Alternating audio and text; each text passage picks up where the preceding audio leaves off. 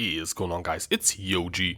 For the first time since I started playing Path of Exile, I actually was so intrigued by the story premise of a campaign that I went out of my way to listen to the dialogue and take the time to follow the events unfold. Normally I would just skip the dialogue and play the game content and ignore all the exposition, but not so for Conquerors of the Atlas, at least up until a certain point. Today I want to take a look at why I think the setting of the storyline of Path of Exile Conquerors for the Atlas caught my attention initially, by coming very close to breaking the fourth wall, not taking itself overly serious, by diving into internet meme content at times, and by picking up the storyline where the previous endgame expansion left it, but from a very different perspective. Path of Exile 3.9 managed to draw me into the world of insanity that is the Atlas of Worlds, unlike it ever did before, but there's also some missed potential in the writing that I want to address.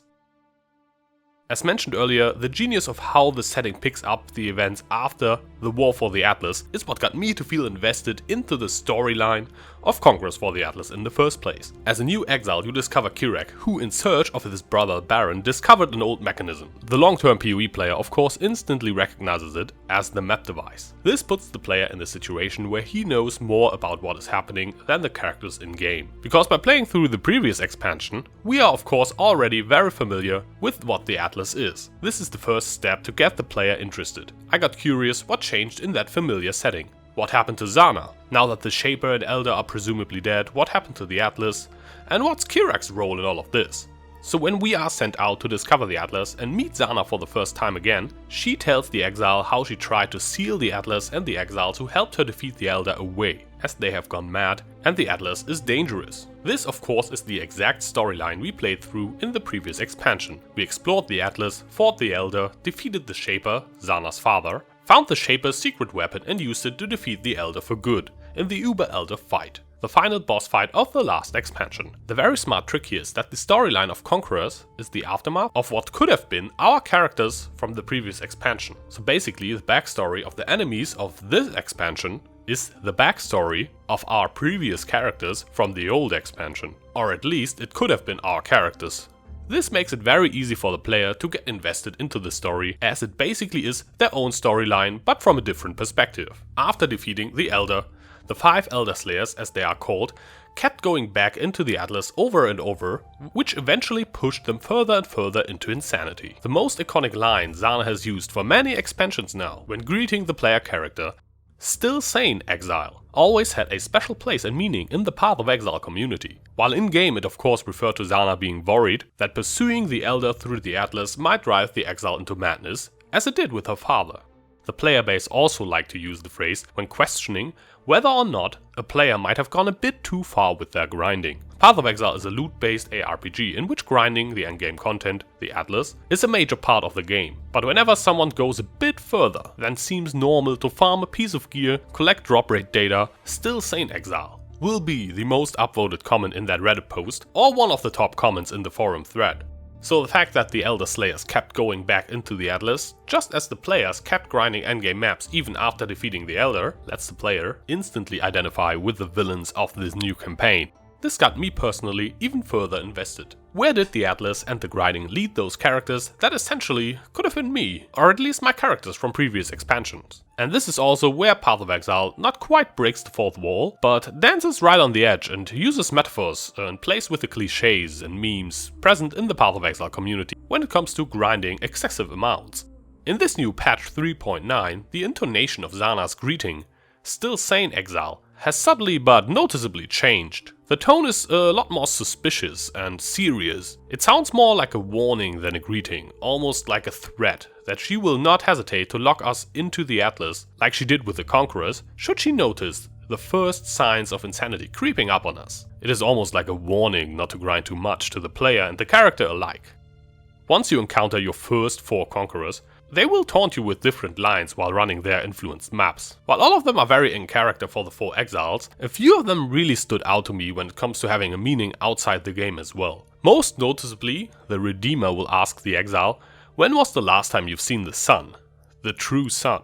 And while this does make sense within the game world, where the exile potentially has spent all their time in maps, instead of the real world outside the Atlas, the meaning can of course easily be transferred over to the player spending too much time inside, playing a video game. This is not a complete fourth wall break, but it definitely puts some cracks into it and knowingly plays with a double meaning.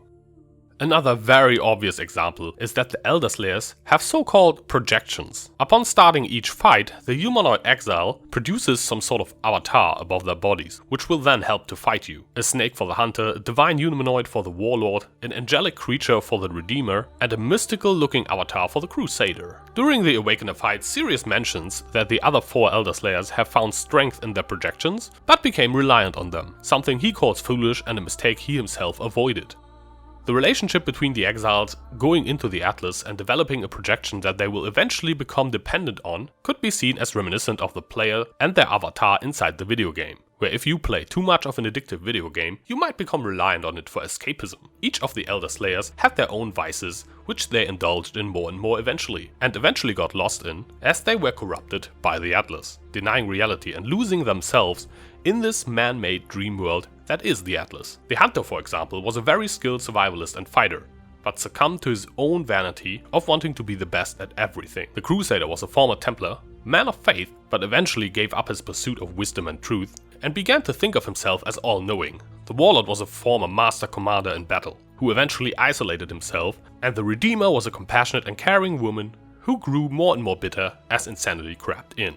The player who wants to compete, race, hone their skills in the video game. The theory crafter who just wants to know everything about the game to make crazy builds, or someone who wants to simply make the almost overpowered and godly character possible to crush content with, or a player who seeks to play with their friends in a guild. Getting lost in a game, ignoring the real world for a while and immersing oneself in a video game can be a good thing, if done sparingly, but if overdone, can be harmful and become an addiction. The fate of the Elder Slayers, who basically are former player characters, and their projections can easily be seen as a metaphor for this. Zana tells a story of how she became friends with the exiles during their quest, and you encountering the exiles multiple times, running influence maps, helped me build up excitement for each battle, while Zana's dialogue options provided a bit of background about the villains. Once it is discovered that Sirius, the 5th exile and leader of Zana's old group, which Zana believed to have died in the explosion that killed the Elder, is still alive and also gone completely mad and even more powerful than he was before, we set out to defeat him. Now this is the part where I feel some potential was lost in the storytelling. The build up to the final fight is almost non-existent. Unlike the Shaper and Elder, the 4 Conquerors, which we encounter many times through influence and taunts during the endgame, Sirius only shows up at the final battle. Beside one dialogue option from Zana, we do not really learn much about him, and even Zana does not reveal much about his motivations and intentions. Therefore, the Awakener of Worlds appears as a bit of a bland, nihilistic evil guy who wants to destroy everything because he sees no meaning in anything. And we do not know where this came from. It all just seems a bit arbitrary and unexplained. Simply saying, well, you went crazy from the Atlas, does not cut it for me when in contrast you give such an intricate explanation of how the other 4 Elder Slayers were changed through the Atlas and their own vices were turned against them. For Sirius it is mainly, he is mad and he wants to destroy stuff, apparently. Well, okay, it is a reason to fight him, I guess, but in my opinion there was a ton more potential here for interesting lore and room for a bit of background and build up for the final boss fight of the new Path of Exile endgame. The other character whose role felt very lackluster to me was Kirak.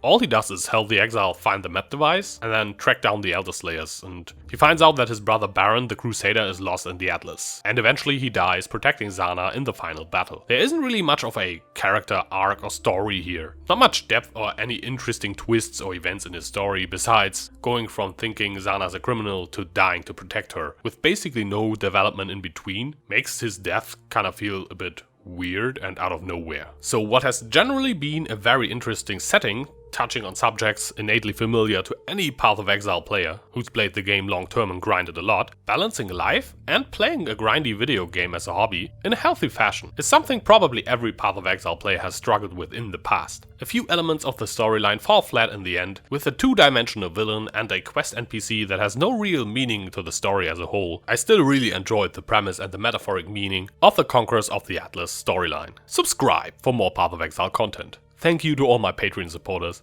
for helping me make videos. I'm Yoji, and I will see you soon.